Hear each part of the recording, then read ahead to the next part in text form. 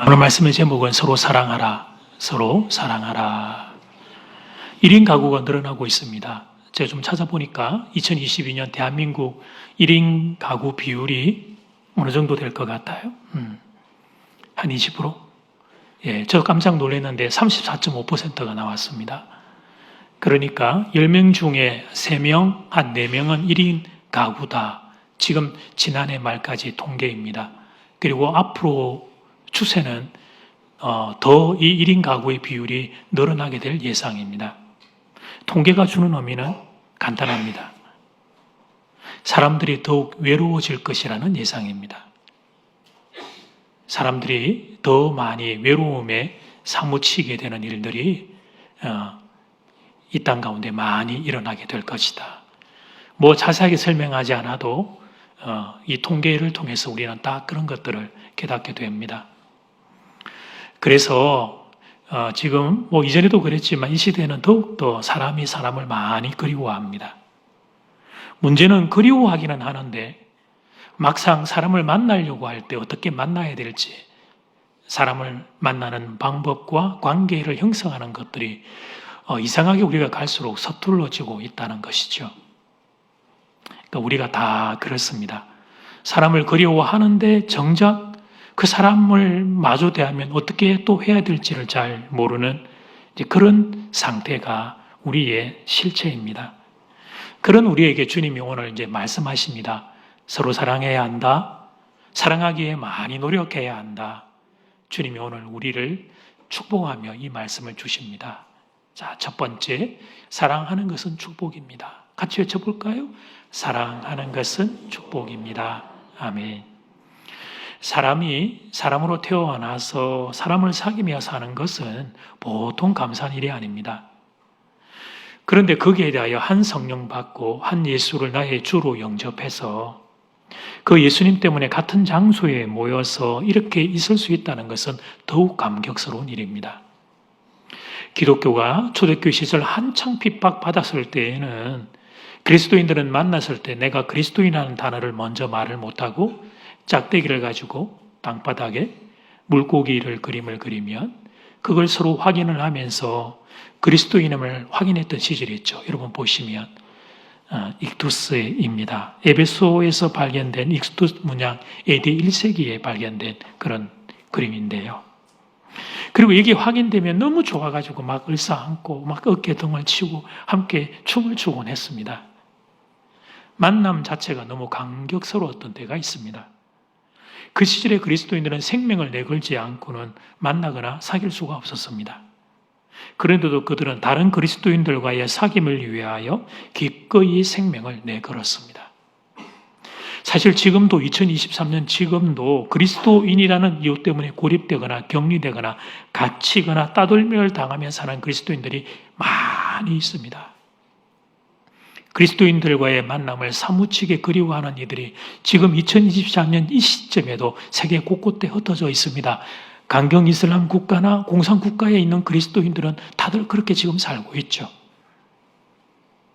그래서 그리스도인이 그리스도인 가운데 함께 살 수 있다는 것은 결코 당연한 일이 아닙니다. 독일 신학자 본헤프가 말한 대로 믿는 우리가 이 세상에서 하나님의 말씀을 중심으로 함께 모일 수 있다는 건 특별한 하나님의 은총입니다. 그리스도인이라고 해서 모두가 다 이 은총을 누리며 사는 것은 아닙니다. 그래도 이제 그 축복을 날마다 누리고 있는 이들은 예사로 넘겨버리기 일쑤죠. 우리는 익숙해지고 우리와 가까이 있으면 소중함을 잘 모르는 존재니까. 심지어는 함께 모이는 것을 귀찮아하고 지겨워하는 경우들도 있습니다. 그러나 여러분 또 다른 그리스도인들이 지금 내 옆에 있다는 거, 그것은 신자들에게 있어서 이루 말할 수 없는 기쁨이 되고 힘이 되고 용기가 되는 사실입니다. 단기 선교를 코로나 전에 이제 갔잖아요. 가면 이제 동남아 지역을 이렇게 우리가 가게 되면 그 동남아에 있는 그 현지 성도들은 우리 단기 선교, 장전제의 단기 선교 대원들 보는 것, 우리가 가서 공연을 하고 선물을 주고 그 이전에 우리를 보는 것만으로도 그 사람들은 얼마나 기뻐하고 감격스러워하는지 몰라요. 그러니까 동남아는 교회 성도들이 대략 한 20명, 30명 모여도 많이 모이거든요. 거기는. 그리고 기독교 인구 비율이 다 5% 미만 아니에요. 소수로 살고 있던 그들이. 그런데 한국에서, 그 잘 사는 한국에서 온 사람들이 그리스도인이라고, 나하고 똑같은 예수 믿는 사람이라고 왔고, 또 이 장전제일교회 청년들은 하나같이 미남 미인들이니 다 그렇게 이렇게 말해야 되는 목회자의 고충이 있지만 어쨌든 미남 미인들이 다 이렇게 오니까, 야, 저 잘난 사람이 나하고 똑같은 예수를 믿는구나. 그러니까 그 사실이 그분들에게는 그게 그렇게 위로가 되고 힘이 되고 격려가 된다는 것입니다. 아주 오래전에는 낯선 사람이 길에서 이렇게 만나서 어떻게 좀 대화를 하다가 뭐 어떻게 이야기 중에 내가 교회 다닌다는 사실이 이렇게 슬쩍 약간의 힌트가 나가게 되면 반대편에서 그분이 아이고 나도 교회 다녔는데 어디십니까? 어디 교회입니까? 막 이러면서 이제 이야기를 해보면 한 세 걸음 넘어가면 이제 아는 사람 나오잖아요. 뭐 그래서 뭐 어릴 때 어느 교회 누구였고 그게 그렇게 만난 게 반갑고 좋고 그랬던. 그래서 처음 만났는데 낯선 얼굴이 아니라 오랜 친구처럼 대화를 하고 했던 시절이 우리에게도 있습니다. 그런데 지금은 같은 신자 정도가 아니라 같은 교회 교인인데도 이런 모습을 보기 힘들 때가 있습니다. 우리가 이렇게 주일마다 그리고 마음만 먹으면 언제라도 만날 수 있는 것은 결코 당연한 일이 아닙니다. 그리고 여러분, 한없이 계속되면 좋겠지만 기독교의 역사를 보면 한없이 계속되는 일도 아니에요. 한시적으로 어느 기간 동안 은총으로 주어지는 특별한 선물인 것을 기독교의 역사를 보면 알게 돼요. 그런데 여러분이 그 은총을 지금 누리고 있는 것입니다. 시간 공간적으로 여러분 특별한 은혜의 시대에 살고 있는 거죠. 독일의 신학자 보네프가 쓴 그리스도인의 사귐이라는 그 책의 글을 보면 이렇게 마음이 참 뜨거워져요. 이름을 보고 계시는 분이 이제 보네프입니다만 다른 그리스도인들부터 이분이 격리되고 단절되어서 혼자 감옥에 외롭게 갇혀 살았습니다. 그러다가 히틀러의 교수돼서 그가 이 땅을 이제 떠나게 되었죠. 그 책에 보면 이런 글이 있어요. 자막을 여러분 보여드리면 그리스도인이 그리스도인들 가운데 살 수 있다는 것은 결코 당연한 일이 아닙니다. 하나님의 은총입니다. 여러분 오늘 본문은 예수님의 고별 설교입니다. 세족식을 하고 최후의 만찬을 한 뒤에 제자들에게 주님이 이제 남기신 마지막 설교입니다. 물론 이 십자가 뒤에 부활하시고 성천하기 전까지 잠깐 계시면서 복음서의 마지막과 사도행전 1장의 전반부에 몇 가지 말씀을 더 하셨지만 사실은 주님이 유언과 같은 말씀이라고 볼 수 있죠. 십자가 지시기 전에. 그때 그 소중한 시간에 주님이 제자들에게 부탁을 하셔요. 한 가지 부탁을 하세요.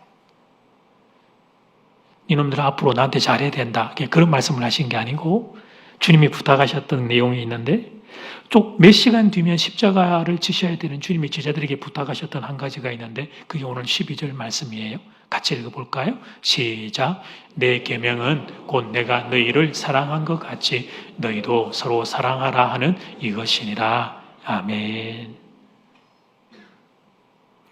예수님이 내가 너희에게 주는 새로운 계명이자 마지막 계명은 내가 너희 사랑한 것 같이 너희도 사랑하는 것이다. 그리 말씀하셨어요. 더하여 아예 우리가 14절 가서 보면 너희가 서로 사랑하면 너희가 내 제자 또 나의 친구가 될 수 있다. 그렇게까지 말씀을 하셨죠. 그러니까 사랑하는 것은 그만큼 중요한 일인데 그런데 또 이렇게 말씀하신 것은 사랑하는 것은 또 그만큼 어려운 일이기 때문입니다. 우리는 모태에서부터 본성상 죄인이기 때문에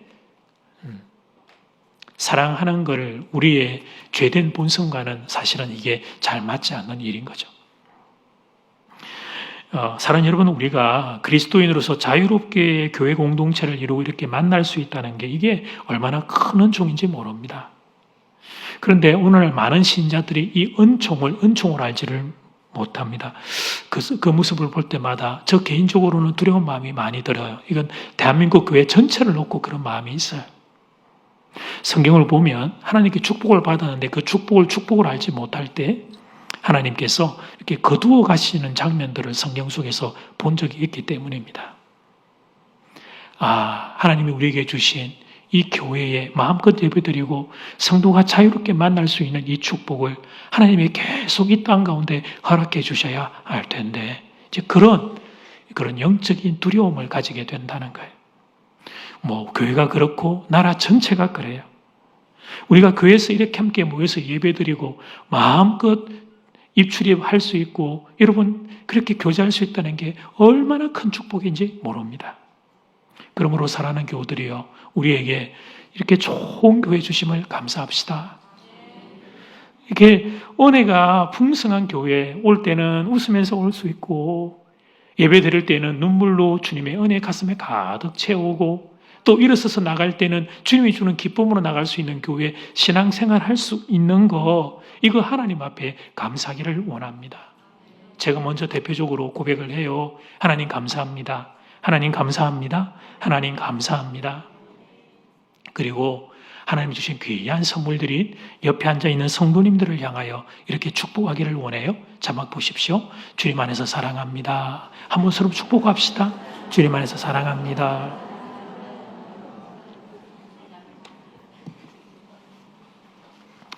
바라기는 여러분의 마음에 이런 감사와 또 이런 사랑이 흘러넘치게 되기를 주의 이름으로 축복합니다.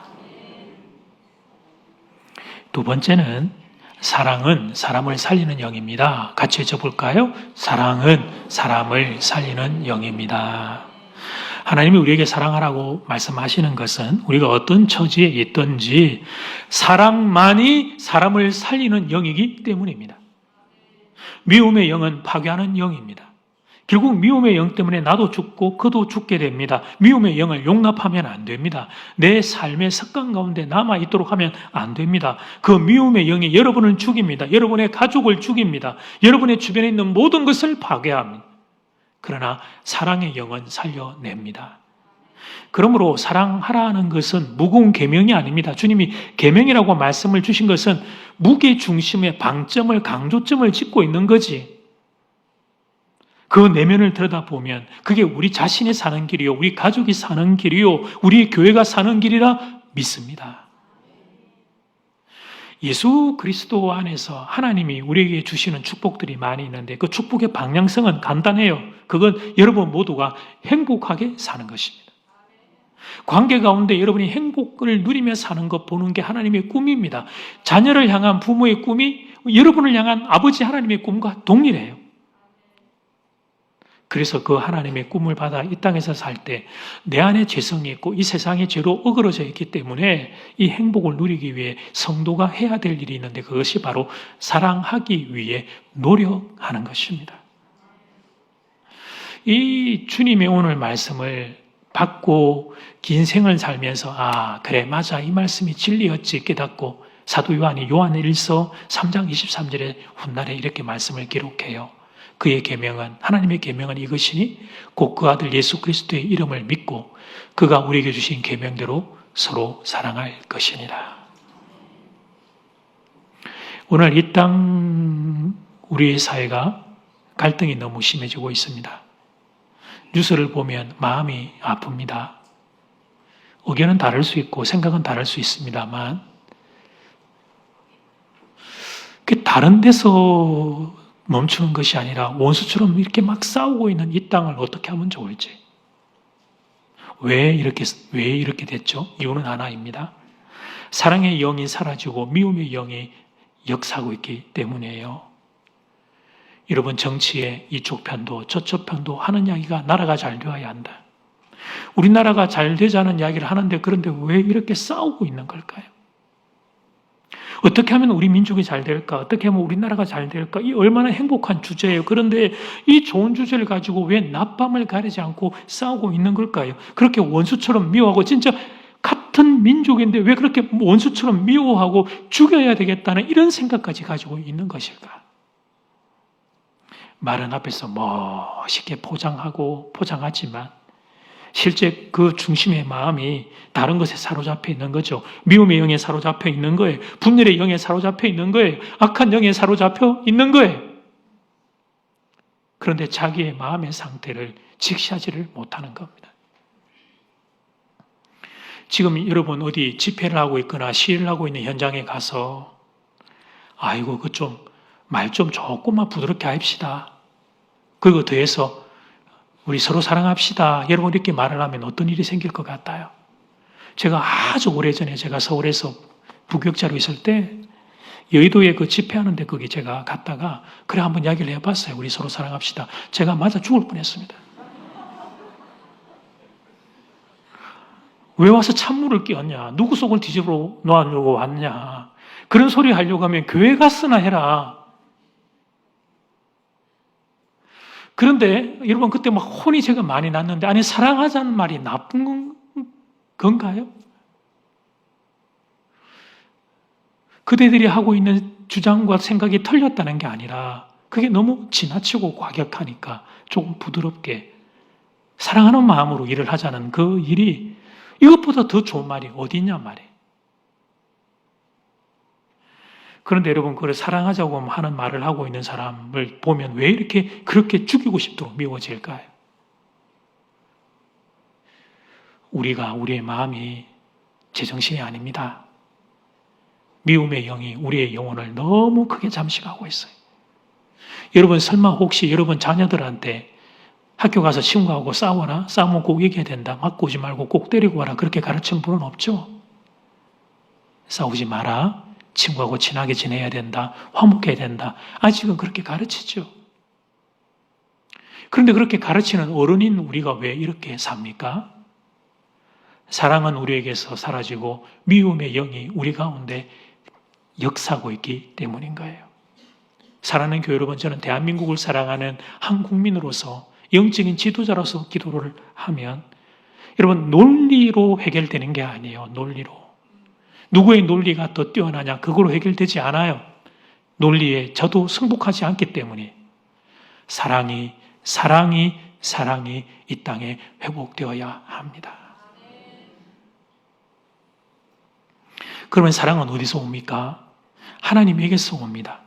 그리고 그 하나님의 사랑을 경험한 성도들을 통하여 세상에 흘러가게 됩니다. 그러니까 지금 문제가 어디 있느냐 하면 하나님에게 문제가 없으면 하나님에게 사랑을 받은 사랑의 통로인 우리들에게 먼저 예수 믿은 성도인 우리에게 문제가 있는 겁니다. 하나님은 우리를 사랑하셔서 먼저 하나님의 사랑을 듬뿍 우리에게 주셨는데 우리가 그 사랑을 받아 제대로 흘려보내지 못하는 것입니다. 그래서 이 땅에 이렇게 아프고 많이 갈라져 있는 겁니다. 사랑하는 교우들이요, 똑똑한 사람이 필요한 게 아닙니다. 사랑할 줄 아는 사람이 그 어느 때보다 이 땅에 필요한 시절입니다. 도산 안창호 선생님 여러분도 잘 아시죠? 도산 안창호 선생님의 책과 어록들이 좀 있습니다만 과거에 그 흥사단에서 강연하실 때 이런 강연의 내용을 제가 본 적이 있어요. 우리 2천만이 서로 사랑하기를 공부합시다. 그래서 이 2천만 민족이 서로 사랑하는 민족이 됩시다라고 안창호 선생님이 외쳤던 바 있는데 여러분 보고 계시는 도산 안창호 선생입니다. 일제강점기에 민족의 독립을 위하여 한 몸을 바친 민족의 지도자입니다.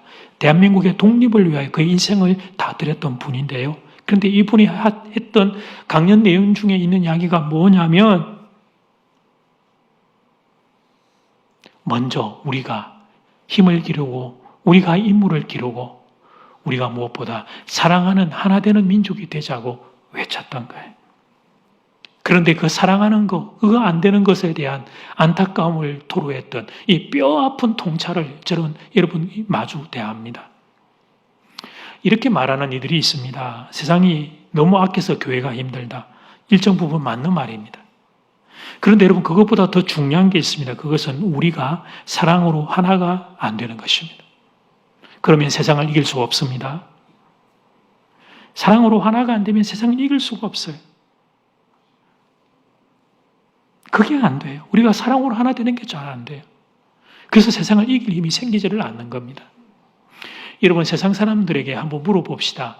당신 교회하면 떠오르는 단어 한번 말해보세요. 그러면 3가지 정도 단어를 많이 말할 거예요. 1. 십자가, 2. 예수, 3. 사랑. 거의 틀림없을걸요? 교회하면 당신이 떠오르는 단어가 뭐가 있습니까? 그러면 십자가, 예수, 사랑 그렇게 말할 거예요. 이 사랑의 공동체가 갈라지고 하나 되지 못할 때 이 세상을 설득할 힘을 잃어버리는 것입니다. 사랑이 사람을 살려냅니다. 사랑이 교회를 살려냅니다. 사랑이 나라를 살려냅니다. 사랑이 사람을 살리는 영입니다. 그러므로 이 길로 가야 합니다. 여러분 너무 미워하지 마세요. 작은 일들로 인해서 흥분하고 화내고 그러지 마세요. 예수 믿은 그 긴 세월 받은 은혜가 얼마나 많이 있는데 아직 내 이 감정이 잘 조절이 안 되어서 흥분하고 화를 내고 여러분 그러시면 안 됩니다. 할 말이 있을 수 있고 다른 의견이 있을 수 있습니다. 그러면 그렇다고 좋은 말로 이야기하는 훈련과 연습이 되어야 합니다. 여러분 우리가 교회에 이렇게 오셨는데 오늘 예배드리기에 여러분 교회에 오셨는데 교회 모이는 이유가 뭡니까? 1번 은혜 받기 위해서 동의하시면 하면 은혜 받기 왔죠. 은혜 받기. 2번이 있어요. 그건 받은 은혜 흘려보내기 위해 우리가 모이는 겁니다. 아주 단순하고 명료합니다. 그러므로 교회에 오셔서 은혜 받기 위해 왔고 은혜 흘려보내기 위한 귀한 교회에서 너무 원성을 높이고 다투고 그런 일들이 내 앞에 다가올 때 잘 밀어내는 지혜가 있기를 바랍니다. 혹시 내가 어려서 잘 몰라서 그런 행동을 한 적이 있다면 자복하고 회개하시기를 바랍니다. 아픔을 준 사람이 기억나면 찾아가서 용서 구할 수 있는 용기도 있기를 바랍니다. 그게 예수 내 중심에 모시고 사는 성도에게서 나타나는 아름다운 변화입니다. 근데 만약 아직도 그게 잘 안 된다? 교회 안에서 자꾸만 내 감정이 터져 나온다. 언성이 높아지고 자꾸 그런 일들이 생기고 있다면 여러분 딱 그때 직시해야 돼요. 이 순간은 내가 예수님의 사랑과 예수님의 은혜하고는 너무 멀리 떨어져 있는 순간이다. 이걸 볼 줄 알아야 합니다. 아직 내 안에 내가 너무 많이 살아있는 겁니다. 내가 죽고 예수가 살아야 되는데 그런데 내 안에 예수님은 죽고 내가 살아있기 때문에 일어나는 안타까움과 한계라는 것을 여러분 내가 내 영혼, 다른 사람을 보며 그렇게 판단하지 말고 내가 내 영혼을 보면서 아프지만 직시할 수 있는 지혜가 있어야 합니다. 사랑하는 교회 여러분, 예수님 만나셨습니까? 예수님을 나의 구원자로 정말 만나셨습니까? 그러면 사랑하기 위해 노력하시기를 바랍니다.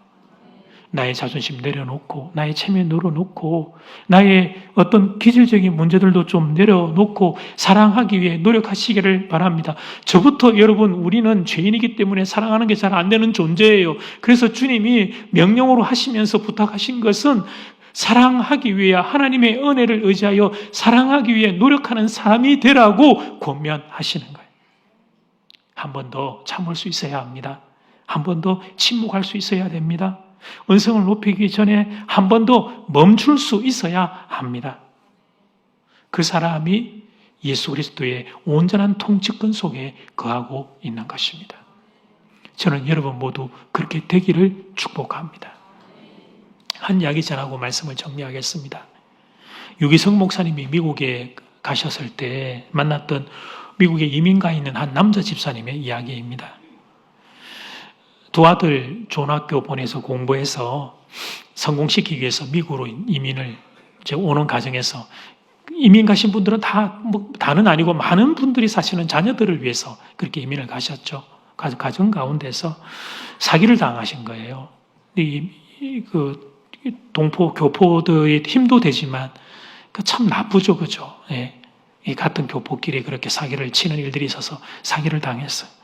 결국은 돈을 다 잃어버리고 심지어는 그런 과정 가운데서 이 채무 채권 문제 때문에 끌려가서 매를 맞기까지 했습니다. 억울해도 얼마나 억울한지 어디 하소연할 곳도 없고 먼 타지에서 말도 통하지 않고 속에 새까맣게 타버렸어요. 미움과 분노가 그게 가슴 가운데 그냥 화석이 되어버린 거예요.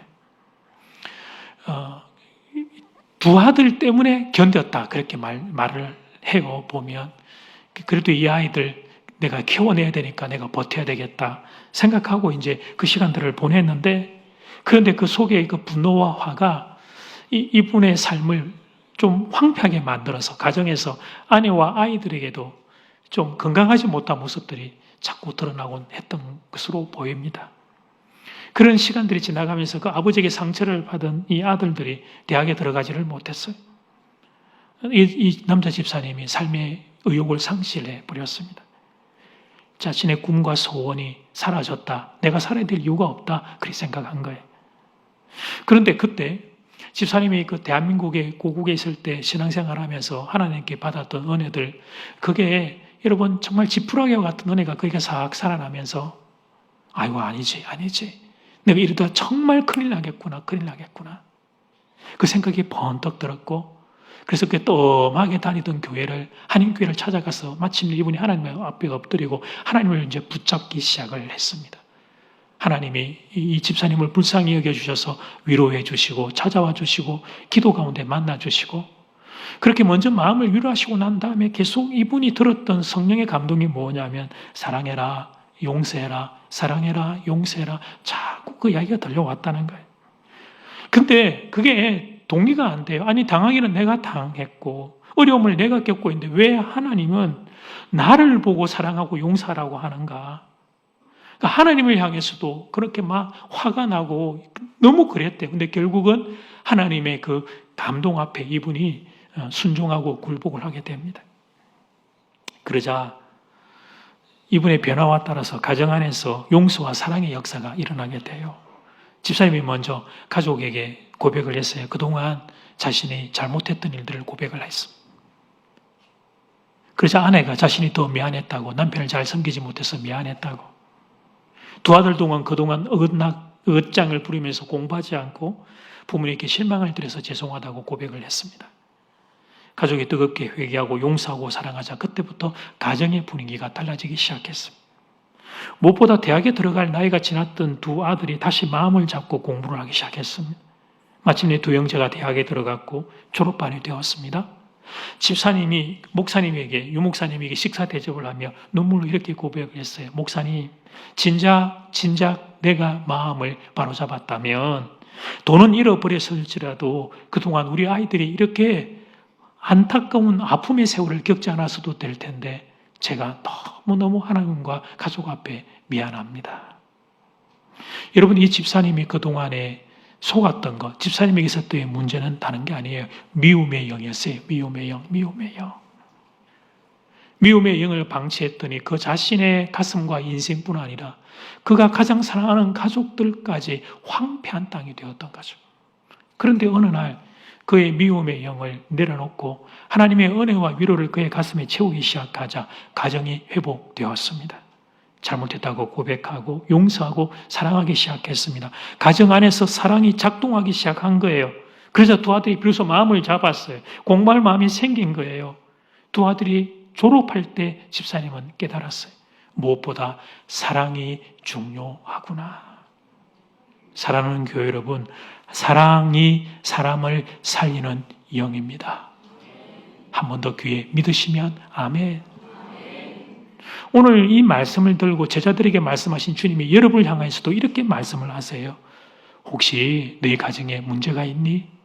혹시 너희가 경제적으로 어려움을 겪고 있니? 관계에 어려움을 겪고 있니? 건강에 어려움을 겪고 있니? 그런데 있잖아. 그럴수록 더욱 사랑해야 한다.